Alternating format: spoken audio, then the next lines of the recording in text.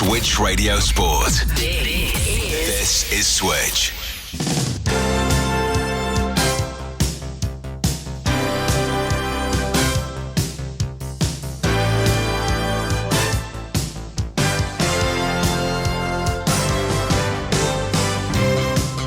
Worcester City win that game and they will be in Division 1 Midlands next season. Chance in ball control. Job's got chance in the penalty. Gets shot in and goes to the back of the net. And Cheyenne Jarvis gets the second goal for Leaford Athletic this afternoon. Found space in the 6-yard box. Back to the edge of the penalty area with the pass. Cross in towards the back post. Headed goalwards and in. That's a great shot from De Castro. Oh, what a save for Gray.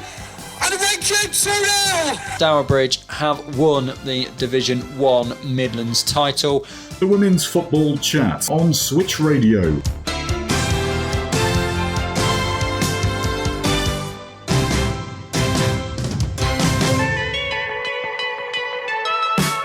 Good evening, welcome along to the Women's Football Chat on Switch Radio. Chris Gadsby with you here for the next hour, continuing the sport until 6 o'clock this evening with all of the very latest from the third and fourth tiers of women's football in England. That's the FA Women's National League. It's been a very busy 7 days in the FAWNL with midweek fixtures as well as the ones last Sunday, which means we now have a much clearer picture of what the final tables may well look like. It's been a particularly good week for Notts County, who secured 4 points from their 2 games thanks to this game winner from Emily Brett against Sutton Coldfield Town on Sunday. Ball goes round Neve Jones. Surely will score it. Ellie Brett's got the ball here and puts it in the back of the net. And Emily Brett makes it 2-0 to the visitors. Emily Brett found space there, went forward. And here we are in the second half. Emily Brett found space. 1-on-1 the goalkeeper took the ball round Neve Jones. And it's now Sutton Coldfield Town 0, Notts County 2. You'll hear from Notts boss Adam Dunleavy before 6 o'clock this evening. And elsewhere, 2 draws for Solihull Moors means they are a point closer to safety with 6 games to go. Worcester City, the side they are trying to catch, were defeated by Lincoln United, who are now just a week or so away from guaranteeing safety after their 1-0 win over Lincoln City on Wednesday. I was excited about today because of what we did on Sunday. And the movement and the play and how we want the players to play and the mentality and attitude to play. Yeah, it's coming in, so it's exciting to get here and I look forward to it, and it's took time to get there, but credit to the players. They listen, they craft, they put it in. We were training last night, the day before this game, and we had to calm the players down because they were too intense. In Tier 3, Sporting Cowser gained a valuable 3 points against West Bromwich Albion to move 4 clear of Stourbridge, and after their memorable FA Cup run came to an end last Saturday, Wolves won in midweek to keep the pressure on leaders Forest. We'll run through all of the scores and what they mean for the league tables right here on the Women's Football Chat on Switch Radio with you until 6 o'clock this evening.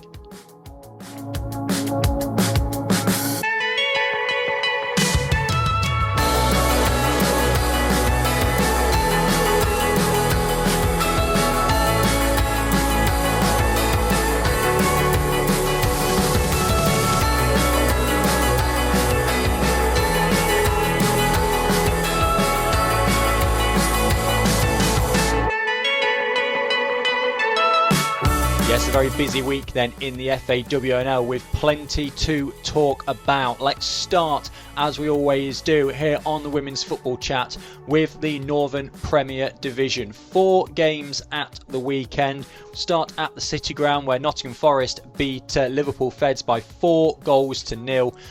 2 for Melissa Johnson, 1 for Charlie Wellings and 1 for Millie Chandarana for Forest. Gives them the 3 points they need to keep themselves there at the top of the table with teams nipping at their heels. That one could go right down to the wire. Very important game though between Sporting Cowser and West Bromwich Albion. Sporting Cowser, such a valuable 3 points for them, beating West Brom by 2-1. Laura Smith with 2 goals in the first half. Ellie May with the only goal for West Bromwich Albion. But how important could those 3 points prove to be for Sporting Cowser? Difficult afternoon though for Stourbridge, losing at home by 6-1 to Stoke City. Lucia Molinari with 1 goal for Stoke, a hat-trick for Evie Priestley, 1 for Millie Ravening and 1 for Jessica Reveal for Stoke as well. big victory for them. They probably a little bit too far back to challenge for the title, but they may well have quite a say in who does get that title. As they win 6-1 against Stourbridge, and yet another big victory for Burnley, 7-0 over Halifax. Goals in this one, 2 for Heidi Logan, 2 for Claudia Walker, 1 for Jade Richards, and then 2 in stoppage time, 1 for Laura Elford and 1 for Grace Palmer. Big victory again for Burnley as they win 7-0 over Halifax. And then we move into midweek.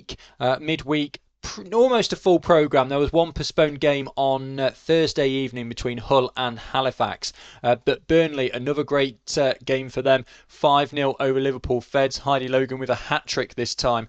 And 1 for Laura Elford and 1 for Claudia Walker. So they really are upping the pressure on Forest. And when we take a look at the league table in a couple of minutes' time, and explain that just how much those 12 goals that they've scored this week has really catapulted them to really right on the heels of Forest. Stoke City beating Derby County by 4-1, so good week for them as well. Delphi Cole with 2 goals, 1 for Millie Ravening and 1 for Olivia Cook as well for Stoke. Stourbridge, though, losing by 3-1 against West Bromwich Albion. Daisy May Clements had scored for Stourbridge in just the 11th minute, but Ellie May, Alicia Miller and Simran Yamat with the goals for West Bromwich Albion. Wolverhampton Wanderers as well, don't count them out of the title race at all, although they needed 52 minutes to break the deadlock against Sporting Cowser. Rachel Quigley getting the opening goal for them before the floodgates kind of opened, really. Abby Lloyden in the 63rd, Charlotte Greengrass 66th, Destiny Toussillon with the final goal in the 88th minute. And then last night, only one game with Hull against Halifax postponed. Nottingham Forest against Rugby Borough.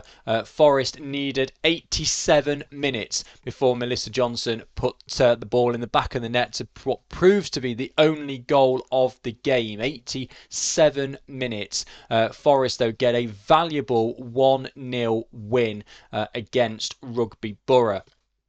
For the league table then, there isn't a great amount of change, but of course those games are starting to tick lower and lower now. So Nottingham Forest still first, 3 points clear of Wolverhampton Wanderers in second, and with a much better goal difference. But Burnley in third now with 1 game in hand, having only played 14 to Forest's 15, are 4 points behind Forest. But the difference now is that goal difference. They have gained 7 goals on Forest in the goal difference this past week. They are now on 47. Forest are on 51. So the goal difference could come into play. There is also a viable scenario with the games that are left where not only might it come down to goal difference, but perhaps even goals scored, which Forest lead at the moment just, but they may be left to rue those games they've had in previous week where they beat Sporting Cowser just by 1-0, Halifax by 2-0, whereas Burnley are putting 5, 6, 7 past these sort of teams. Stoke City remain 4th, Rugby Borough 5th, Liverpool Fed 6th, West Bromwich Albion are up a place to 7th on 16 points. They're kind of the top of that bottom half. There's a 7-point gap between Liverpool Feds in 6th and West Bromwich Albion in 7th. Derby County then dropped down to 8th, but they are 8 points clear of the drop. Hull City in 9th on 12, Sporting Cowser in 10th on 10 points. Stourbridge on 6 points in 11th spot now, and Halifax still back on 1 point. So that win for Sporting Cowser against West Brom at the weekend, huge for them and has put quite a bit more pressure on Stourbridge. Right, Southern Premier Division then. 4 games at the weekend. AFC Wimbledon losing to Plymouth Argyle by 2-1. Huge result again for Plymouth. A very, very late winner. Charlotte Whitmore had Dion Nor had put AFC Wimbledon in front on the 27-minute mark. That lasted for about 12 or so before Charlotte Whitmore equalised for Plymouth Argyle. And then Whitmore, her second of the games, gets all 3 points for Plymouth in the 96th minute. So a very, very late winner for Plymouth, but that could prove huge in the relegation fight in the Southern Premier Division, particularly with Billericay Town losing. Cheltenham beating them by 3-0. Emily Owen in the 15th minute, Una Liu in the 21st and the 29th minute with the goals for Cheltenham Town. So they got all their scoring done in the first half an hour. Watford made the long trip over to Gwalior United and came away with all 3 points from a 3-0 win.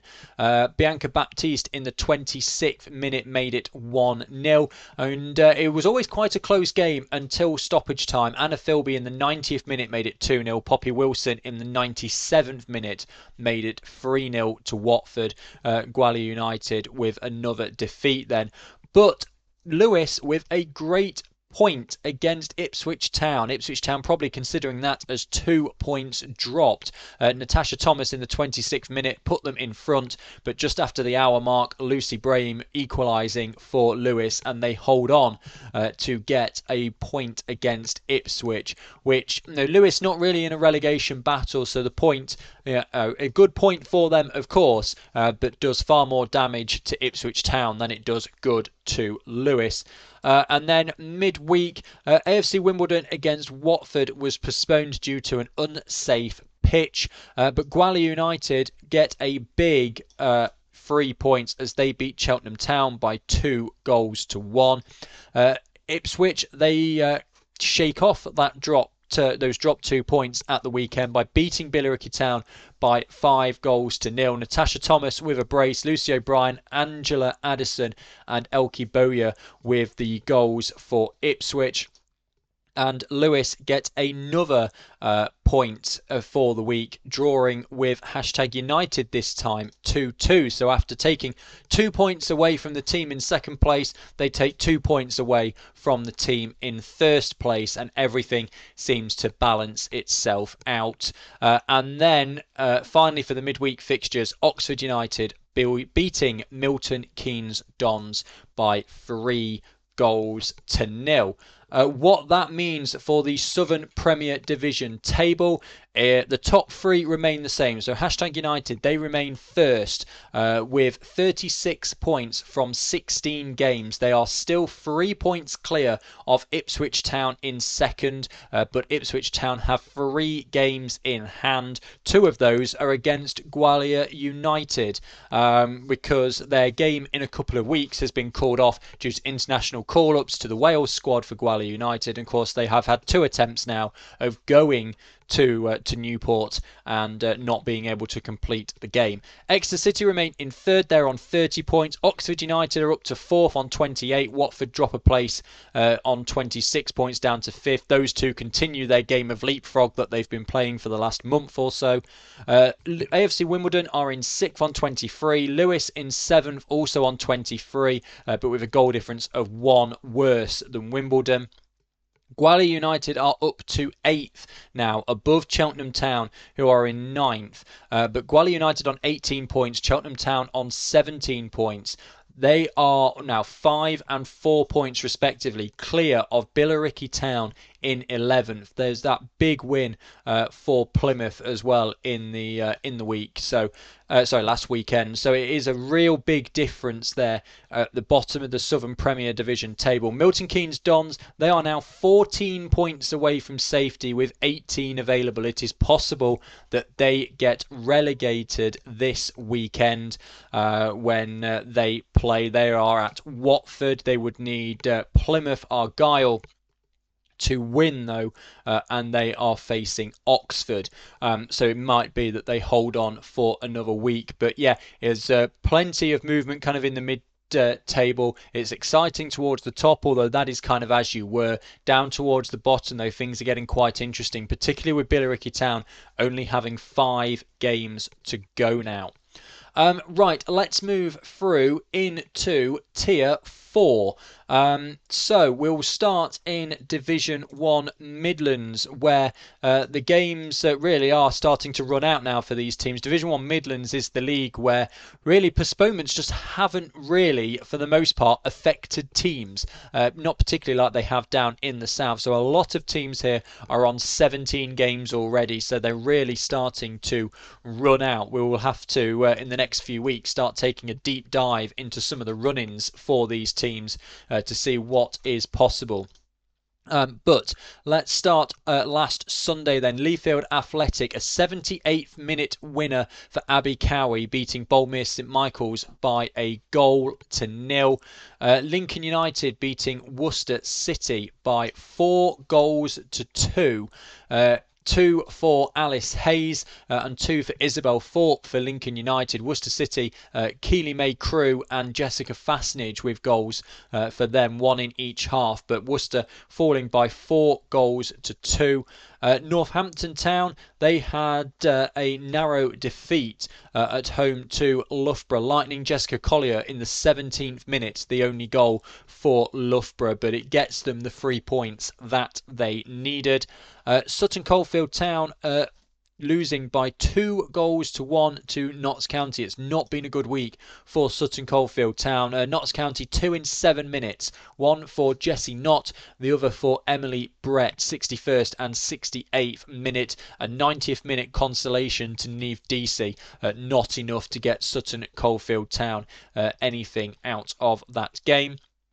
And Solihull Moors drawing with Lincoln City, a goal apiece. Lincoln City then getting their first point of the campaign with an 89th minute goal to Shelby Morris. Emily Tomlins with the goal for Solihull Moors. But Lincoln, yes, getting a point in this campaign. It means it's now just Southampton Women's who don't have a point this season, and even they do have one, but it got taken away from them by the FAWNL board. Moving through then into midweek in Division 1 Midlands, a thrilling 3-3 draw between Notts County and Barnsley Women. Barnsley Women were well up in this game. Marie Russell in the 15th minute, Jodie McAllister in the 40th minute, Demi Barry in the 51st minute.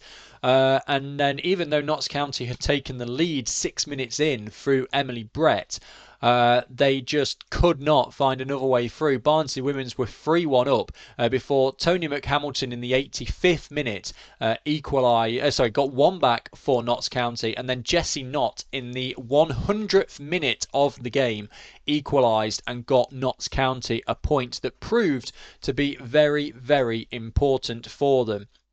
Lincoln United, they had a 6-point week as well. After beating Worcester City, they then, through Lucy Farrow, beat Lincoln City by a 0-0. A goalless draw between Worcester City and Solihull Moors, a game that Solihull really needed to target. They remain behind Worcester City in the standings. And then interesting games towards the top. So Loughborough Lightning and Peterborough United drawing 1-1. Loughborough taking the lead in that game before Peterborough found an equaliser. And Northampton Town beating Sutton Coldfield Town by 6-0. Jade Bell with yet another hat-trick. Her great season continues. And Lisa Milliken with a brace as well as a goal for Amber Pearson. So it is just one of these where it's so close at the top of the Division 1 Midlands table. We go on to that now. Northampton Town then, their win on Thursday night against Sutton Coldfield Town leapfrogs them 3 places from 4th up to the top of the Division 1 Midlands table, but there is just 1 point separating the top 4 in Division 1 Midlands. I would say going into this weekend's games, but there are no games in Division 1 Midlands this weekend. So Northampton Town then first on 39 points from 16 games. Leafield Athletic 39 points from 16 games. Loughborough Lightning 38 points but from 14 games. So they've got 2 in hand, could move 5 clear if they were to win both of those. Peterborough United 38 points from 17 games. So Peterborough United the less likely to get really involved there, but yeah, Northampton Town up 3 places from last week's league table. The rest all looks pretty similar. So Bournemouth St Michael's in 5th on 28, Barnsley Women's in 6th on 26, Notts County in 7th on 25, Sutton Coldfield Town in 8th on 19, Lincoln United in 9th on 19, Worcester City in 10th on 8, and Solihull Moors in 11th on 5. So still just that 3-point difference between Solihull Moors and Worcester City. There is only 1 goal in it as well, and Solihull Moors have a game in hand. They've only played 16 in comparison to Worcester City's 17. And Lincoln City, they have a point now, but they are still 7 points away from safety with just 5 games remaining after their draw and defeat this weekend.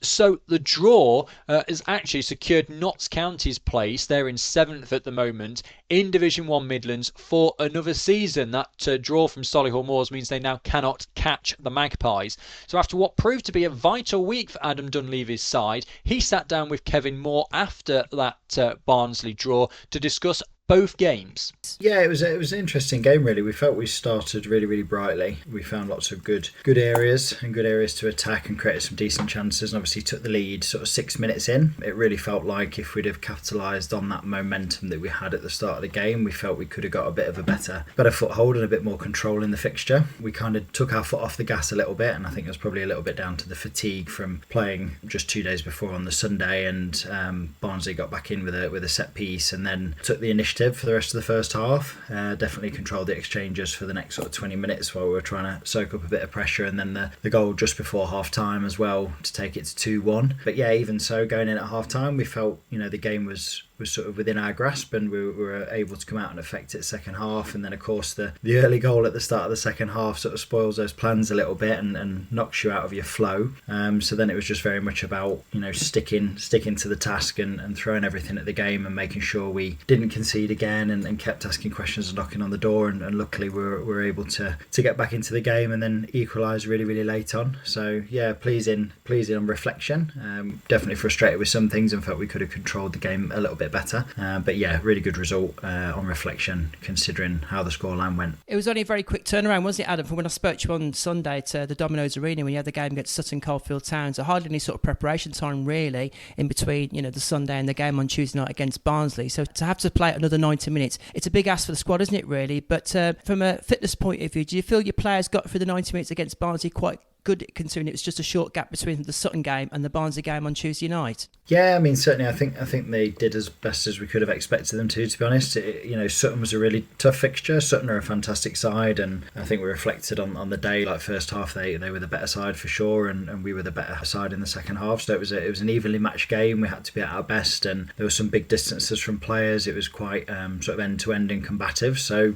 I think the players definitely felt the fatigue on Tuesday for sure. That being said, we've got some really good support staff around the club that are helping us now, and some volunteers from the university that are supporting, and got a good recovery program in place for the players to follow, and they've followed that sort of to the letter to put themselves in the best position possible to be able to go and compete on Tuesday. And also really blessed this season to have a good quality and depth in the squad that we're able to make changes sort of midway or early on through the second half to go and impact the game and keep the energy levels high, which was really important. And that point you mentioned there about the energy levels and the support you got this season, Adam, compared to your previous season, which is like your debut season at National League Tier 4 level, having those extra levels of support, people doing the strength and conditioning, the fitness levels, and be able to sort of say to the players, how to relax, recuperate in those precious time you have in between midweek games and cup matches and league matches, because although it's mainly sort of league matches you've got to contend with between now and the end of the season, it's still very important the players learn the understand and get the coaching and support to sort of recuperate properly between these fixtures, Adam? Yeah, certainly. I mean, exactly that. You know, every year at the club we're looking to add more support and find help where we can and sort of get that specialist support for players. So, you know, having a bit of a sort of tailored program to help the players recover is really, really beneficial. And exactly that. I mean, we're no strangers to league schedules and how different they can be at times. You know, we've had a massive break of 7 weeks with no game.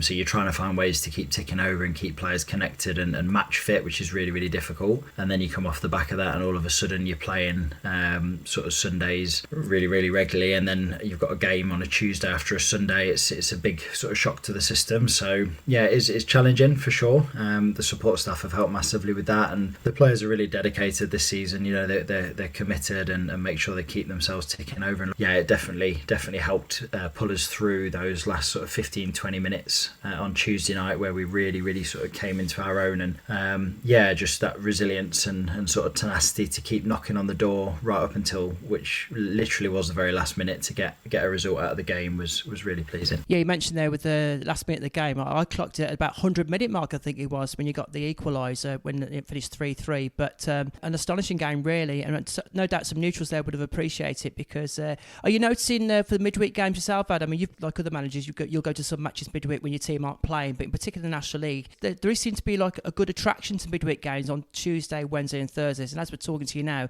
you know, we're in the middle of a week of very busy and important midweek games as well. But do the players really relish the opportunity of playing under lights on Tuesday or Wednesday evenings, do they, Adam? Yeah, I think there's sort of pluses and negatives to it for sure. We had a good attendance down at Eastwood on Tuesday night. They were really loud and sort of raucous and behind the team, which was lovely, because it wasn't a training night for one of our junior teams as well. We had most of the players down from the under-21s supporting us, which was wonderful to see and hear them getting behind the team and supporting the team, which is superb. So yeah, midweek fixtures are really nice. We tend to get a little boost in attendances for them quite often, and then, like I say, it's a mixed bag. If you're at home, it's probably not as bad. Players are sort of rushing in from their full-time jobs or from their studies, trying to get food on board and you know, get prepared and get ready and then get to the stadium. So, you know, it is a bit of a rush. I remember going to Barnsley earlier in the season and the traffic was horrendous on the M1, and we've got players arriving at the game sort of 40 minutes before we're supposed to kick off, and that's not ideal for preparation. It's really, really difficult. So it comes with its challenges, but yeah, it's nice to play under the lights, and I think everybody enjoys a sort of night match under the floodlights as well. So no, mixed bag, but yeah, we really enjoy them. Adam Dunleavy there on Switch Sport, speaking with Kevin Moore. Now, not to one side safe for next season, and another who are nearly there are Lincoln United. 14 points clear at the moment. Lincoln City can't catch them. The only team that can are Solihull Moors, who can get to 23 if they were to win every single one of their remaining games. Lincoln United already on 19.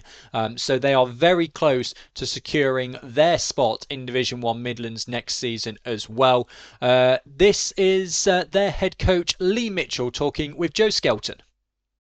Victory tonight wasn't the prettiest game, but 3 points is 3 points at the end of the day, isn't it? Yeah, we just said that there at the end of the day. You know, it's 1-0, 3 points. We came here to get the win, and we got the win, and ultimately that's all that matters. So yeah, the girls should be proud of that. They dug in tonight, and there weren't much football played tonight, but it don't matter. You've got to dig in sometimes and get the job done, and that's the difference now. We're getting the job done when we need to. So yeah, fantastic result really. Was it everything that you expected a derby to be tonight? Yeah, you did. You got to weather the storm for 20 minutes.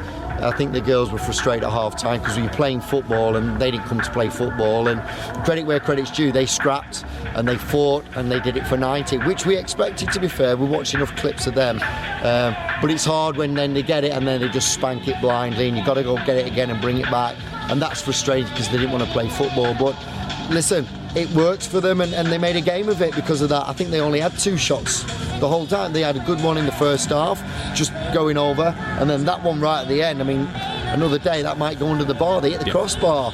So they had 2 chances, and both were good ones, to be fair. But you got to ride your luck in those moments, and we did, and we got the win, and that's all that matters. There was a couple of big incidents in the first half. There was Lucy Farrow was thrown goal. It was challenged. Referee gave a yellow card. someone from the bench potentially could have been a red. What was your thoughts on it? Yeah, I mean, I'm not sure how they've still got 11 players on the pitch, to be honest, but they did, and the referee saw it the way they saw it, and you just got to get on with it. You can't dwell on that. You know, should have been had 11, should have had 10. It doesn't matter. They didn't, and they had 11, so we've still got a job to do. So, you know, luckily we got the goal, and you know, we created so many chances, and we just didn't finish them really. So that's on us. And when you don't finish them, the game's, there's still a shout like you saw. So in the end, we just threw Rach on. She shuts the game down with 3 centre halves then, and then that's it. We see the game out. You created a lot of the chances on what is quite a heavy pitch as well. Was the pitch always going to play a factor? Like I said, the conditions have not really been fantastic tonight, but was it always going to play a big factor, the pitch tonight? Yeah, we're a footballing side, but fair play to the groundsman. This was played on this afternoon by the university, so to have it like it was tonight, I thought they've done a superb job. But yeah, it's heavy, it's wet, it's, you know, but it's the same for both sides. The difference for us is we want to play football, they'll play the long ball game. So the worse the pitch is, the more it helps them ultimately. But look, the pitch were a fact today. There's no excuses, and we got the win, and that's all that matters. I thought the biggest difference today was how our fullbacks joined in and caused so many problems, and it isolated their centre forward. If we play them again this season, where we may or may not, there's a few tweaks we'd make with that to shore a few things up. But you know, it's a good scrappy derby, and it was a close game. So if you're someone watching that, and it was a great turnout today, it was fantastic. I think they've seen a good scrappy game, and you know, for all the fans that turn up for both teams, I think they appreciated the fight that both teams put in today. Yeah, you mentioned the attendance as well. There's quite a lot of junior teams here tonight. Quick word on that, because certainly for the derby as well, and we you know, certainly it was grassroots tonight as well here at the ground. For these junior teams, what could they take away, and they could, you know, eventually could bring the team and the fans back to the club? Yeah, well, I think they could take a lot from it. At the end of the day, Lincoln's a very, very young side. They've got quite a few 16-year-olds, so they're looking at that going, I'm 16, I could be doing that. And you know, same for us, and where we're at a little bit is Lincoln United is an option for me, and they should be excited to play for these teams as they get older, and they should be aspiring to play at that, because at the moment this is the highest level in Lincolnshire that these two teams are playing tonight. So yeah, you're not going to see it any better than some of the youngsters on show tonight for both sides really. But at the same time, you've got a lot of experience that we had, and you know, they've been those youngsters themselves looking at these games, and now they're doing it. So they can make the reality happen really. So I thought it was fantastic to see so many kids there tonight, and it was a good advert for the game for two local derby teams. And you know what, tight game, scrappy game, that's what you expect in a derby. 19 points then, again, as I say, another giant step towards safety as well. Do you feel like that safety secured now tonight? Yeah, mathematically no, but yeah, you know, 20 is the magic number, but where we're at now, and I believe Solihull and Worcester have drawn tonight, so yeah, that gap's just grown now, and there's not that many games left. So, you know, we want to win as many games as we can still, but I think the girls have earned the right now that they're pretty much at least 1 foot and not far away from securing their position to step forward next year. And that's huge for their first season, you know. So we turn attention to County Cup on Sunday and have a little break, having had 2 wins at home and 6 points in the bag this week so far. Because it was back-to-back wins in the league for the first time at this level as well. Do you feel like now that, you know, as I say, you started to get to know the players a bit more, and they started to implement your style of football as well, do you feel like you're finally seeing that come to life? Yeah, you know, I was excited about today because of what we did on Sunday. And the movement and the play and how we want the players to play and the mentality and attitude to play.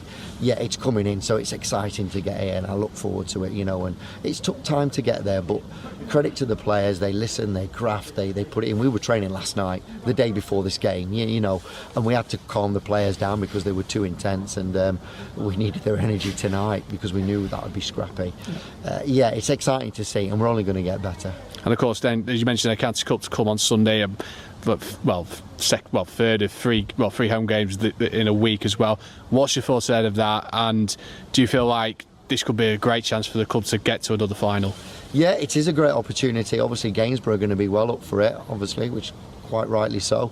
But the tempo that we play at for 90 minutes at the levels like that, they're going to have to bring their A game, and they're going to have to bring it for 90 minutes because the confidence that we're playing and the way we're playing and the tempo, they're going to have to match that. And how long can they match that for will be the question. So we've just got to be patient, do our thing, and we'll be all right. Lee Mitchell there then on Switch Radio, really getting down to the nitty gritty then in Division 1 Midlands. Lincoln United almost safe for another season, and then it really is just 2 teams from 3 to get relegated. Coming up, we're going to be taking a look at Division 1 North, which is as tight as ever, and a remarkable turnaround in Division 1 South East. This is the Women's Football Chat on Switch Radio. Let's move on then to Division 1 North. Still got 3 leagues to go through, plus FA Cup results, and then all of the fixtures coming up this weekend, and 1 midweek fixture as well.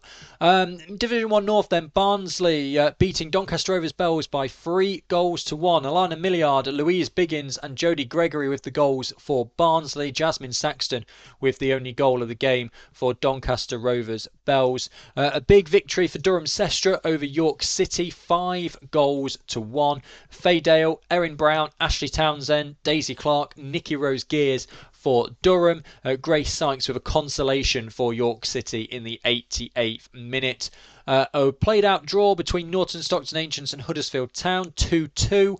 Charlotte Stewart with a brace for Huddersfield. Bianca Owens and Ruby Forster with the goals for Norton and Stockton Ancients as they came back from 2-0 down to draw 2-2. Might have gone on to push for a winner, but task was made harder when Georgia Ray got a straight red card in the 65th minute. And Middlesbrough narrowly beating Stockport County by a goal to 0. Jessica Metz with the only goal of that game, but it is a very important 3 points for Middlesbrough as they keep up their title hopes alive. And then into midweek, Cheadletown Stingers then beat Stockport County 1-0. Imogen Portas-Williams in the 13th minute with the only goal of the game. Cheadletown still flying high in Division 1 North, their first season in the division. And are they going to go straight from Tier 5 up into Tier 3? Particularly when spoke to Dylan Wimbrick in the off-season. He goes, oh, we're going to do the best we can. Survival is the main aim. Anything above that is a bonus. I'm aiming a little bit higher, but survival is the main thing. And now with a few games to go, they are top of the table. It was an absolute thriller though on Tuesday night between Doncaster Rovers Bells and Leeds United, which finished 6-3 to the visitors. So Leeds United's goals, 2 for Jessica Razoo, 2 for Amy Woodruff, 1 for Drew Green and 1 for Darcy Green. Doncaster Rovers goals coming to Mallory Sears, a brace for her, and Ruby Barnes. But great game that one for the neutrals to watch. York City, they got a great point at home to Middlesbrough. Felicity Jones in the 72nd minute with the goal for York City, and Middlesbrough held there, dropping 2 points. How important could that be in the title race? Barnsley 1, Huddersfield Town 2. Katie Astle in the 70th minute, Beth Stanfield in the 78th minute for Huddersfield Town. So late goals lifting them above Barnsley, and Chorley beat Fylde by a goal to 0 as well. What that means then in the Division 1 North table, nobody has moved from these games in the past 7 days. So the table is as you were, but some of the points are a little bit different. So Cheadletown Stingers still top of the table, 16 games played, 35 points. So just 6 to go for Cheadletown. Middlesbrough are 3 points behind them, but have a game in hand. Chorley also on 15 games are on 29 points. Can't count them out, nor Leeds United. 15 games played, 28 points. Huddersfield Town in 5th, 26 points from their 15. Durham Sestra in 6th, 23 points from their 15. Then you start to get that gap. So 6 points then down to Barnsley in 7th, 17 points. And then, of course, it's this huge fight towards the bottom as well as the fight at the top. Stockport County in 8th on 15 from 14 games. York City in 9th on 15 from 16 games. Norton and Stockton Ancients on 13 points. They're in 10th, but only from 13 games. Doncaster Rovers Bells, they've played 17 games and they are in 12th. And AFC Fylde have played 15 games and are on 10 points. So Now, Doncaster Rovers Bells in the relegation zone and have played far more games than those around them. AFC FAWNL, yes, they're bottom of the table, but one win would lift them out of the relegation zone, and they've still got time to do it. But Norton and Stockton Ancients have still got 9 games left to play, so they could pull themselves far away of everybody and comfortably into mid-table. There are so many stories in Division 1 North. It is by far and away the most interesting league that we've got here this season. Let's move then to another remarkable story, which is in Division 1 South East, and it is such a turnaround from what we had a few months ago. We'll start with the games on Sunday. AFC Sudbury 0, Cambridge United 2. Goals for Cambridge United in this one, Isabella Simmons and Alicia Stockto down. Ashford against Real Bedford was postponed, but Dulwich Hamlet beat London Bees by 3-0. Anna Joel in the 6th minute and Aisha Swaby in the 53rd and the 86th minute. Giving Dulwich Hamlet a comfortable 3-0 win. Big result at the top. Norwich City beating Chatham Town by 2-1.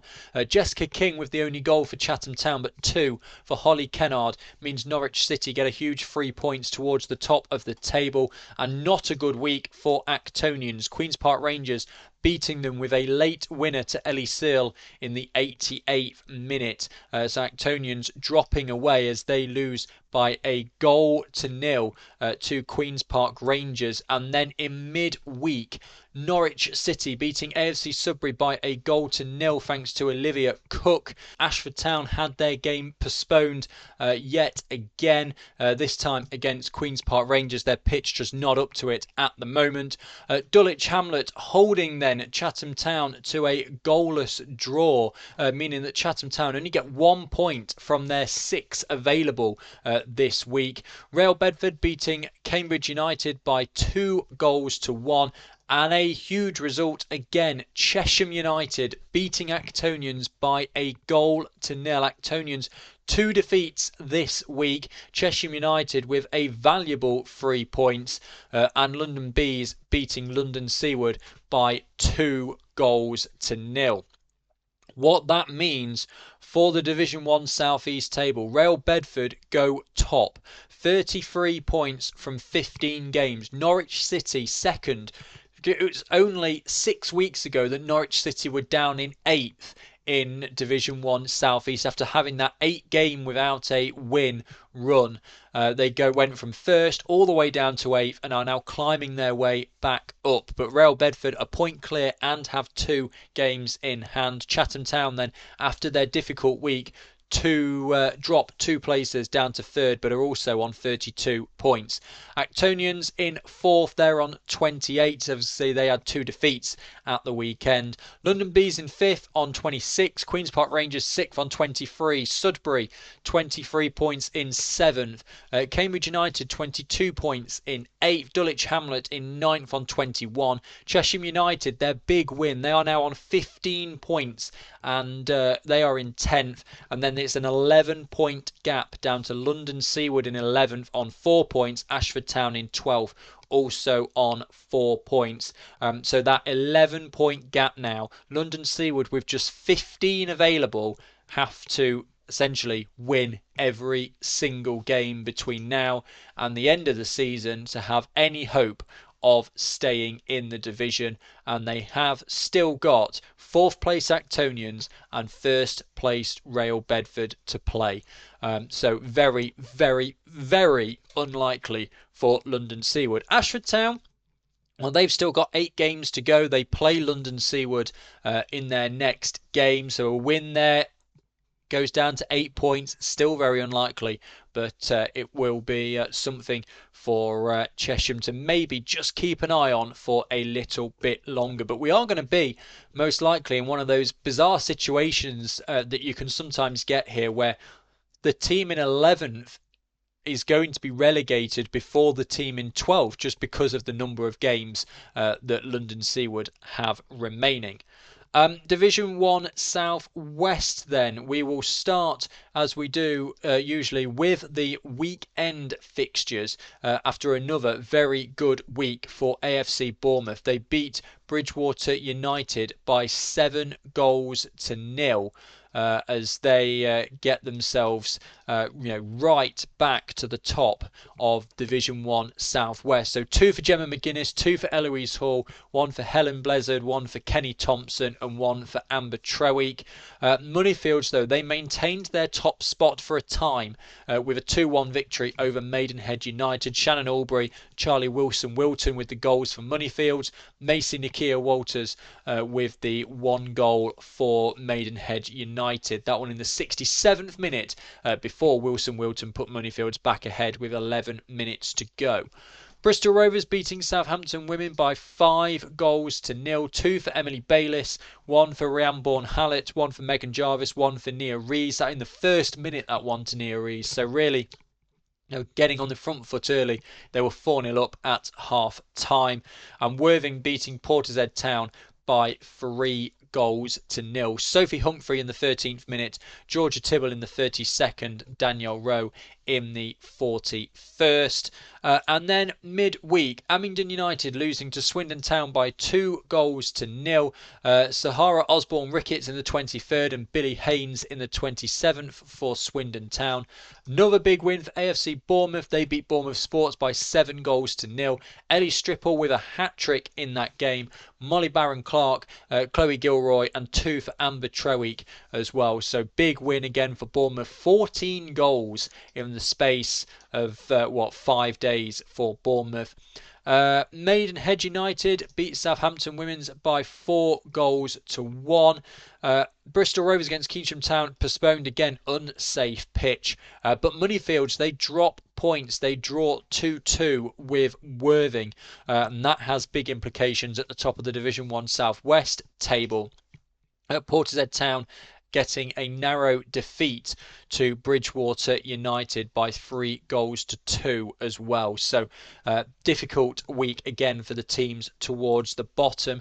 What it means for the table, though, is that AFC Bournemouth are top now, with Moneyfields dropping those points in midweek. So Bournemouth still with that perfect 100% record, 39 points from 13 games.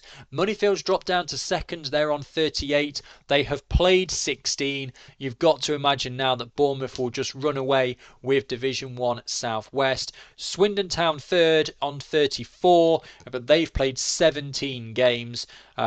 So Worthing 4th, 32. Bristol Rovers 5th on 28. Keynsham Town in 6th on 25. Bridgewater United 7th on 20. Maidenhead United, that win means they are now 8th on 17 points. 10 points clear of the relegation zone. That's going to feel much more comfortable for them. Bournemouth Sports on 9 in 9th place. Abingdon United 8 points in 10th. Portishead Town 7 points in 11th. And Southampton Women still at the bottom of the table, yet to get a point this season after they had that 1 point deducted by the FAWNL board. Just 2 more games then to look at from the past 7 days, and they both come in the Women's FA Cup. The final 2 FAWNL sides in the FA Cup this season both gave it valiant efforts against sides in the WSL. Wolverhampton Wanderers losing by 6-0 to Manchester United. Rugby Borough, though, they held on for so long. It took Liverpool until the last few minutes to get past Rugby, but Liverpool winning by 2-0. So that is it for FAWNL sides in the FA Cup for this season. So let's finish off this week's show on Switch Sport by having a look at the fixtures coming up in the next 7 days. It is County Cup week, so there are very, very few fixtures. But in the Northern Premier Division, huge games towards the top. The top 4 are all in action and they are all playing each other. Burnley host Stoke City. Stoke doing well at the moment. Burnley doing excellently at the moment. But we all remember what happened in the semi-final of the League Cup just a few weeks ago. Stoke City went to Burnley and won. As I said earlier on in the show, I think Stoke City 7 points behind Forest at the minute. Forest have already beaten them twice this season. Probably too far back to win the title. I think Stoke are going to have a big say on who does. They've still got to play Burnley. They've still got to play Wolves. They could have a big impact on who does win the title. Liverpool Feds versus Hull City. Hull 6 points clear of the relegation zone. Liverpool Feds just in mid-table at the minute now. But then the other big one at the City Ground, Nottingham Forest against Wolverhampton Wanderers. It's first versus second. You feel in this game, particularly after Forest beat Rugby on Thursday night, if Forest were to win this game, and then Wolves would be 6 points back and with a much worse goal difference and with only 6 games to go, that's probably going to do it for Wolves' title chances. So I think it's one of these games where, for me, I think for both teams, it's more a must not lose rather than a must win. I think a draw would still be okay for Wolves. It wouldn't be ideal for Forest because I think Burnley, particularly with Burnley's game in hand, are breathing right down their necks. But it's more a case of must not lose rather than must win for both of those sides. Southern Premier Division, 3 games in this one as well. Another huge game towards the top. Ipswich Town in second against Exeter City in third. With Hashtag United not playing, Ipswich Town can go top if they beat Exeter City this weekend. And then, although the games themselves aren't huge games at the bottom, they involve teams towards the bottom. Milton Keynes Dons are hosting Watford. Plymouth Argyle travel to Oxford. Should Plymouth win, they will go to 18 points and will be 17 ahead of MK Dons. Therefore, MK Dons must match Plymouth to survive for another week. If Plymouth draw and Milton Keynes Dons draw, it'll be a 15-point gap with 15 left available. Yes, okay, the goal difference is 52 worse, but it won't be mathematically certain. So as long as Milton Keynes match Plymouth Argyle's result, they will not be down on Sunday. If Plymouth are able to get a draw and Milton Keynes Dons lose, or Plymouth win and MK Dons fail to win, Milton Keynes Dons will be in Tier 4 next season. Into Division 1 North, because there are no games in Division 1 Midlands because of all the County Cup games taking place this weekend. AFC Fylde against Middlesbrough, 12th against 2nd.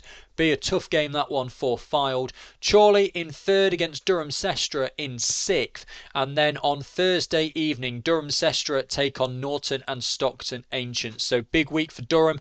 They're in no real danger, but they could give themselves a boost up towards the top. They're 12 points back at the moment with 1 game in hand. So it's going to be a bit of too little, too late for Durham Sestra. Norton and Stockton Ancients, that game on Thursday could be crucial for them. It's one of their games in hand. They could jump 2 places up to 8th with a win away at Durham.